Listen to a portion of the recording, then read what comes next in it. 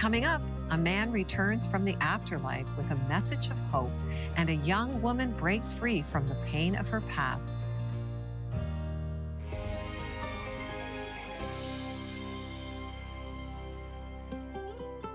Welcome to 700 Club Canada today.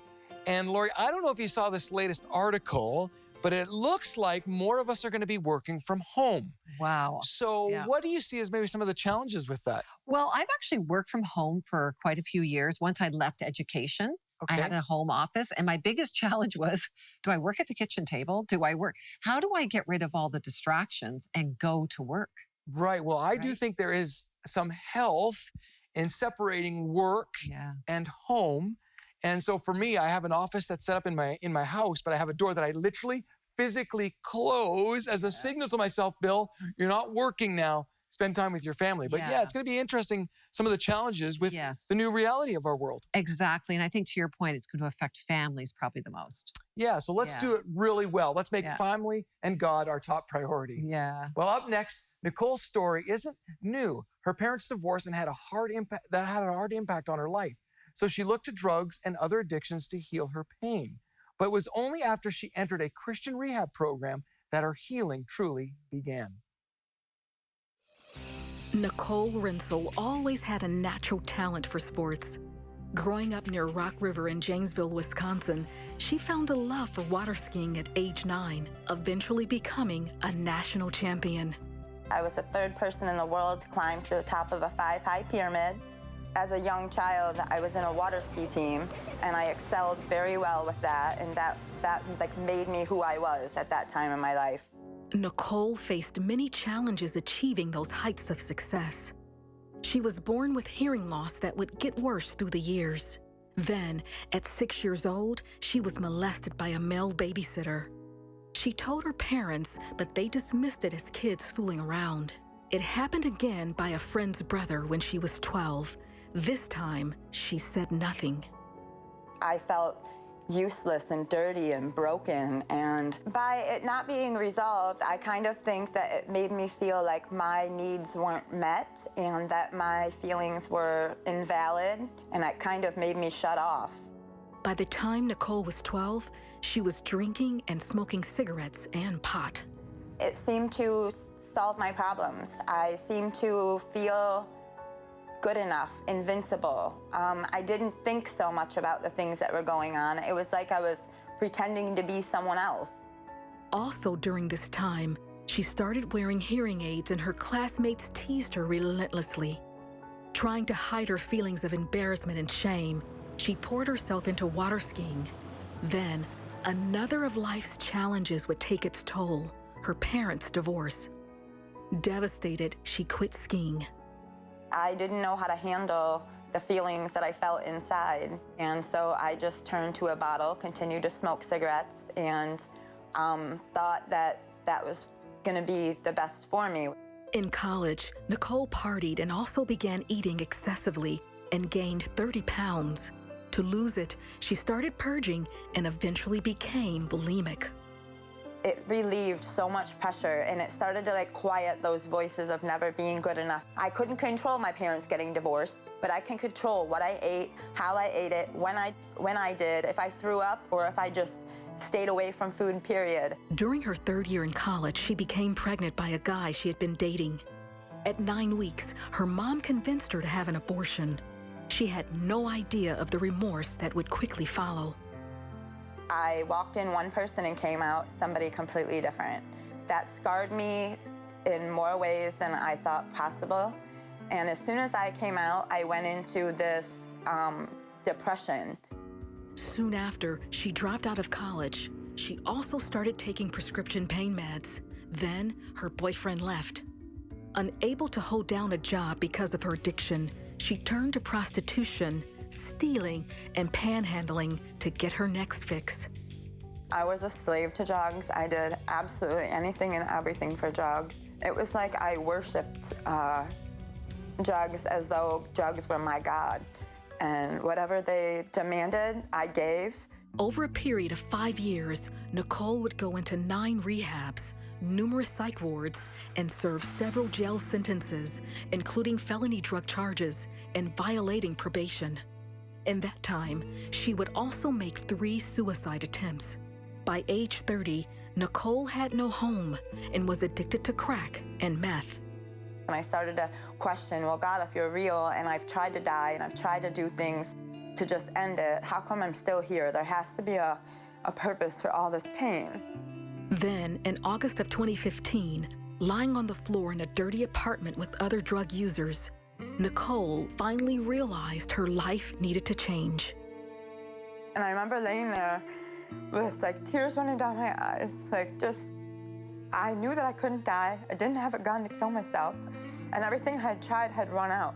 And so I cried out to God and said, you know what, I'm ready to change. I'll do whatever I can. The next day, a neighbor who had given her food before invited her to go to church with her. Nicole accepted the invitation. Deep inside of me, I knew that I deserved a better life, that I wasn't this bad person. So there had to be something more to my life than just this. Within a week, Nicole moved to Muskegon, Michigan, and enrolled in Teen Challenge. The very next day, she surrendered her heart to God and soon after was baptized. I can tell you that my whole heart felt new and that I felt lighter, like I had lost 50 pounds of garbage, just all soaked to the bottom, and I floated up. Nicole went on to graduate from Teen Challenge and says over time, God broke every addiction in her life. God healed me of drug addiction, bulimia, self-destructive behaviors, self-hatred, anger. I truly feel like I was able to heal that little girl inside of me that never had that love and acceptance. Today, Nicole has a good steady job in a local factory and is even a homeowner. She has a message for anyone struggling with addictions and the pain of abuse. Give your life to God because He loves you unconditionally. You don't have to do anything for it. There's hope. No matter what you have gone through, you can be forgiven and you can change. And God will help you.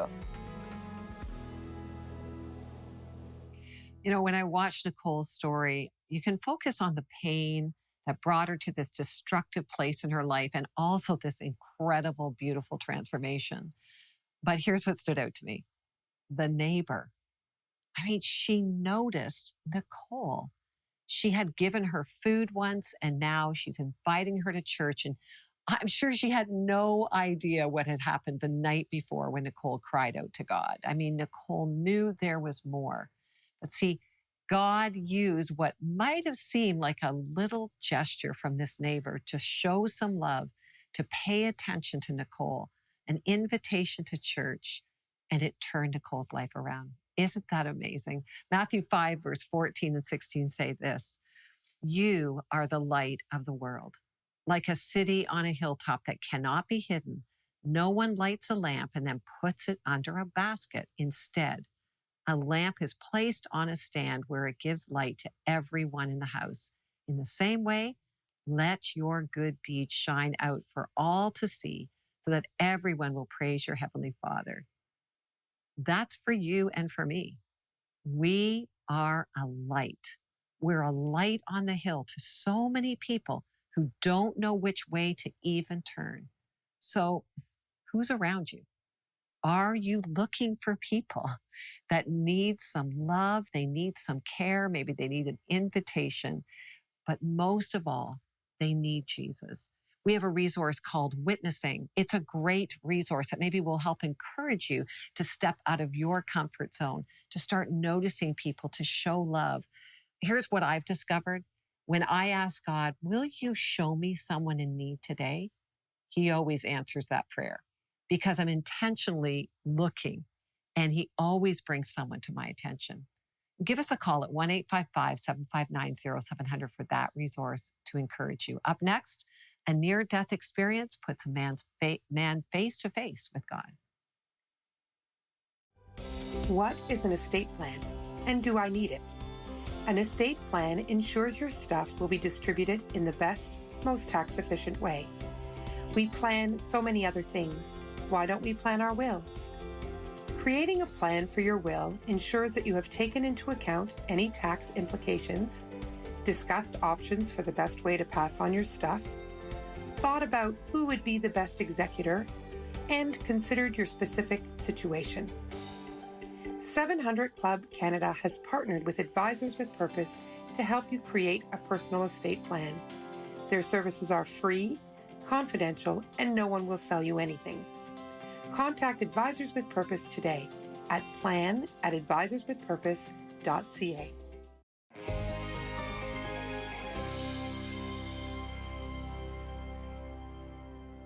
All the things that I thought were just some crazy old legend. It's real. It's a dimension that exists. Something far beyond anything I could have ever imagined was happening to me. Jim Woodford, an ambitious, self-made man, earned the nickname Diamond Jim. He was focused on providing a life of luxury for his family. Nothing was too big of a problem. He could fix it. I thought that that was my way of showing her how much I loved her, cared for our family, was by providing everything that I could. But Lorraine, a Christian, prayed for something more. God, please change his heart. Bring him to know Jesus Christ and just make a change in him and deal with this materialistic way. Over the years, the money and materialism had started to consume Jim as he pulled away from his family. I'd wake up in the middle of the night and I would say to myself, is this all there is?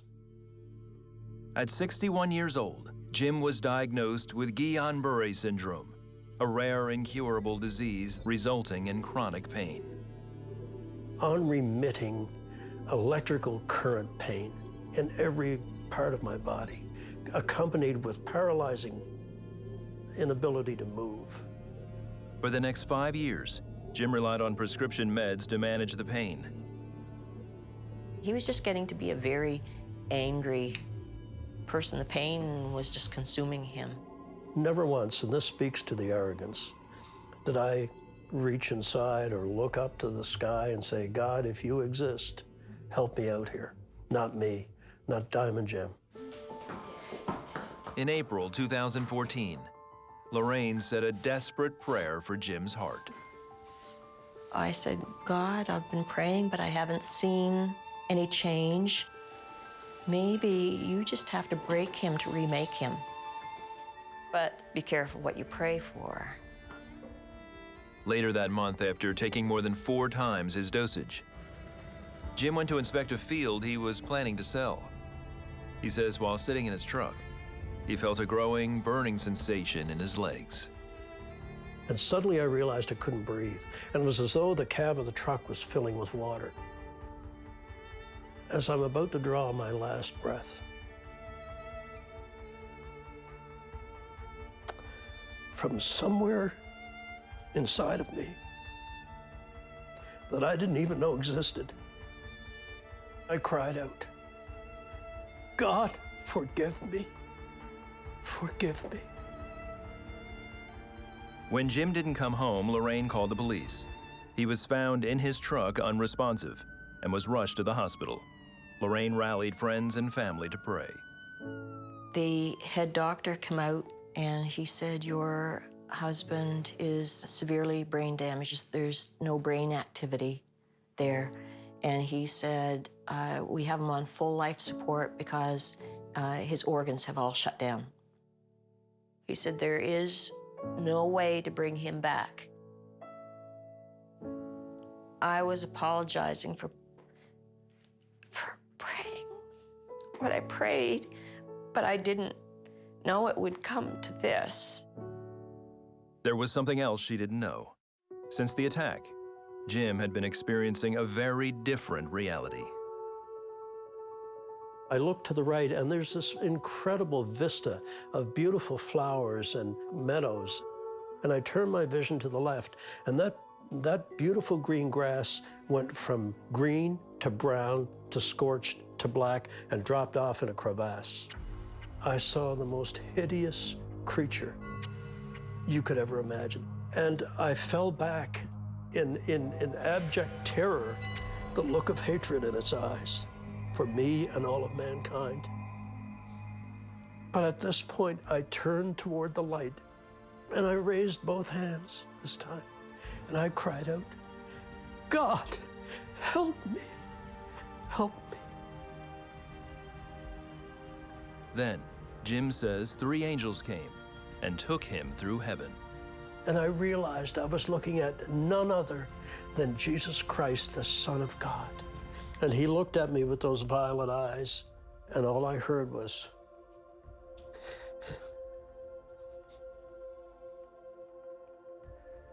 James, what did you do with the life my master gave you? I had no answer. But as I looked into his eyes and he smiled at me, he knew me. I saw such intense love and forgiveness for me who deserved nothing. And that was the moment I was his forever. Whatever was about to become of me, I was his. I loved him, and he loved me. Jim says he wanted to stay, but Jesus had other plans for him. Go back and tell your brothers and sisters of the wonders we have shown you.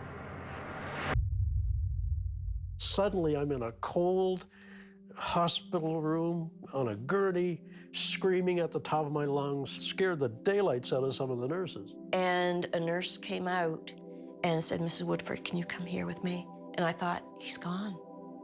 I'm just overwhelmed that I'm seeing Lorraine again. I said, look, Lorraine, I saw Jesus, and Jesus has horses. The more I could talk to him and know that he was sane, I knew God had restored him.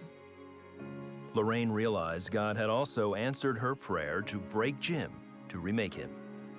He was focused on Jesus, and he became much gentler. And while Jim still has the markers of Guillain-Barré syndrome, he has been completely pain-free.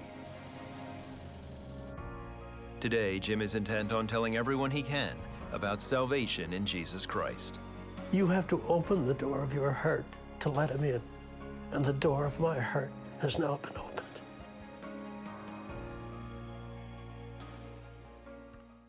Have you ever wondered how you would respond if you saw Jesus face to face? In 1 Corinthians 13:12, it says, "For now, speaking of this life, we see only a reflection as in a mirror. But when we die and go to heaven, we shall see face to face.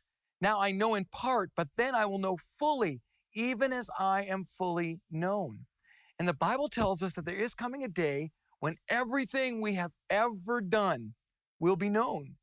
And maybe if you're like me, that's actually quite terrifying, because I know the things I have done. I know that I've not always said the things I should say. I've not always done the things I should do. I've not always been the person I should be. I remember I owed a family member quite a bit of money, and I had promised that I'd pay it back by a certain time. And as the time approached, it was painfully obvious that I wasn't going to be able to repay the debt. And I remember many sleepless nights, a lot of anxiety, a lot of stress, because I had a debt I could not pay. I remember the day came when I had to confront that face to face, deal with my limitation, my lack. And I'll never forget it, because this family member did something completely unexpected to me. He simply said, "It's forgiven. It's forgotten. It's okay. You don't have to pay it back. I've covered it." And I think if you are a follower of Jesus, that's the hope that you have. That Jesus paid your debt. That yes, one day we're all going to have to give an account for our life. And yes, there are debts that we cannot pay. There are things that we've done that we just cannot make right. But if we trust him, he's paid our debt. It is finished. It's forgiven. And so you can experience that today. And we received a prayer request from Sandra. She said, "Please pray for me to be healed. I have severe pain in my right hip, leg, and foot." And so I want to pray not only for Sandra, but also for all of you, that you would know the freedom that comes in knowing Jesus. So Father, thank you that in our limitation, you are all sufficient, all powerful. Thank you that in the debts that we create in our life, you are willing to pay them if we trust you, if we have relationship with you. So I pray for Sandra specifically, that she'd receive your healing, and for all those who need to know the freedom that comes in trusting you, that they'd accept that right now by asking for your forgiveness in Jesus' name. Amen. We'll be right back with more tips for courageous living. Hello, my name is Michelle, and I'm a prayer partner with 700 Club Canada. We have an amazing team waiting to pray with you, and we're available every day. We want to make it easy for you to connect with us. All you have to do is pick up your phone and call us at our toll-free number, 1-855-759-0700. And don't forget to let us know how God answered your prayers. We want to celebrate in your victories too. Our number again is 1-855-759-0700. We look forward to connecting with you today.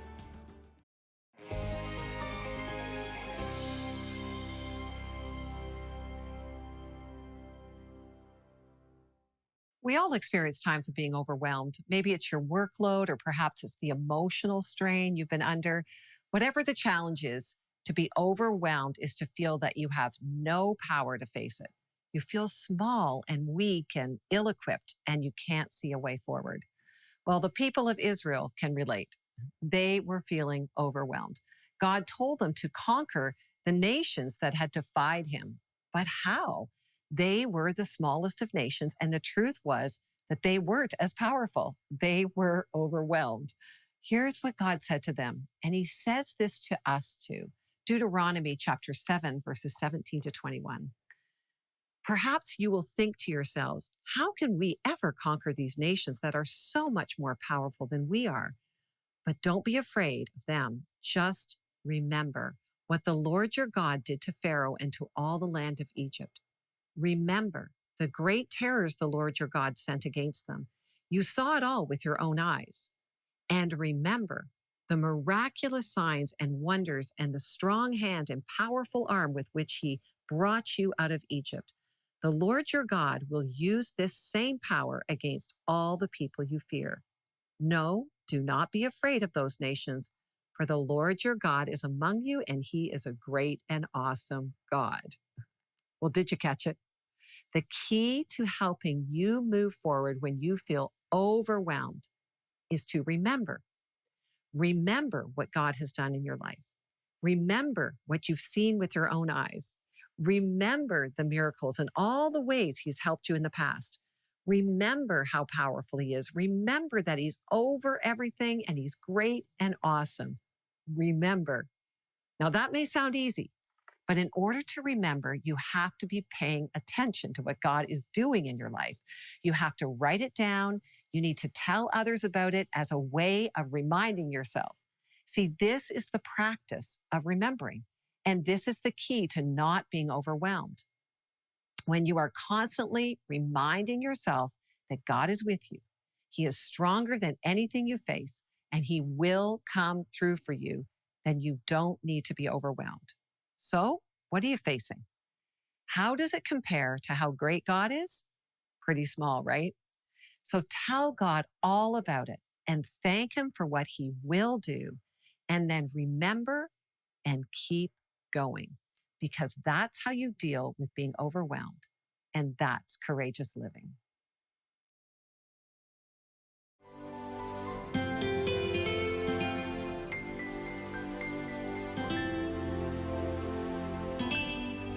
I'm Jenny Nadeau, and on behalf of the Teen Challenge Ontario Women's Centre, we want to say a personal thank you for partnering with the 700 Club Canada.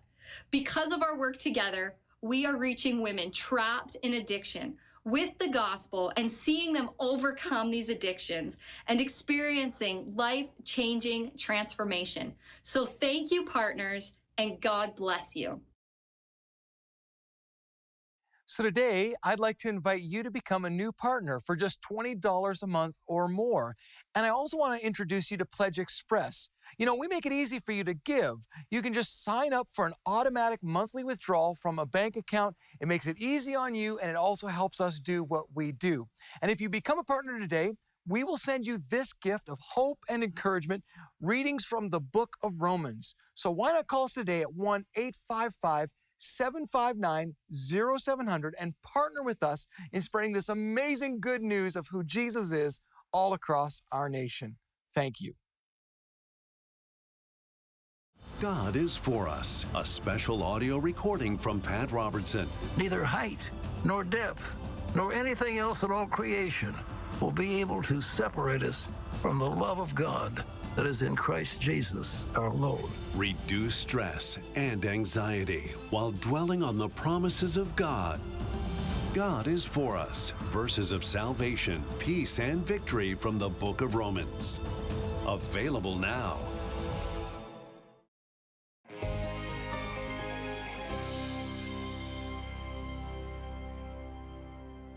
Well, what a great show we've had today. And I was thinking about my story I was sharing. When I was forgiven that debt, it was such an amazing feeling of relief, joy, a little bit of confusion, like, why would you do this for me? Yeah. But I think that's what salvation is. Yeah. When we truly lean in and accept what Jesus has done for us, it is so powerful. What about you? You're getting choked up, Bill, I know. I tell you. It is, you know what? It's true, though, right? Yes. It is overwhelming. The truth of the gospel is actually too much for us to comprehend. Yeah. Because we don't deserve it. Well, I think we see that in a lot of the stories that we share here at 700 Club Canada. Yeah. We hear stories of people who are just so weighed down by life, circumstance, situation. Overwhelmed. And they trust God, and the relief, the joy, the freedom that comes in that is so powerful. And if maybe you've watched the show a few times, maybe a long time, and you're still not convinced, we just want to encourage you, like, no matter what you've been through, no matter what's happened to you or what you've done, all is forgiven in Jesus. That is so good. That is the beauty of the gospel. And it enables you to live free. Otherwise you carry around this burden of grief, this burden of shame. It's a terrible way to live. Right? And that is actually where the enemy wants you. But we just come to you today imploring you to turn to the Lord Jesus because he does love you. It's free. The gospel's free. Jesus paid for everything. All you have to do is receive it. And we're going to keep telling it if you partner with us. And so we do have a couple of partner comments. Pat said, I have been watching your show on TV every day. I like this show because you talk about God and you speak the truth about what is going on in this world. Thank you, Pat. That's encouraging. Jacqueline said, thanks so much to your prayer team for the phone call and encouragement. It was just what the doctor ordered. That's really encouraging. And I love our power verse today. It's found in 1 Peter 1:23. For you have been born again, not of perishable seed, but of the imperishable. Through the living and enduring word of God. That's the work of Jesus. It's free and available to you. It's so good. Thanks for watching. To contact us, visit 700club.ca. On the next 700 Club Canada, an addict finds a love that saves her life, and a miraculous healing sets the stage for an incredible comeback.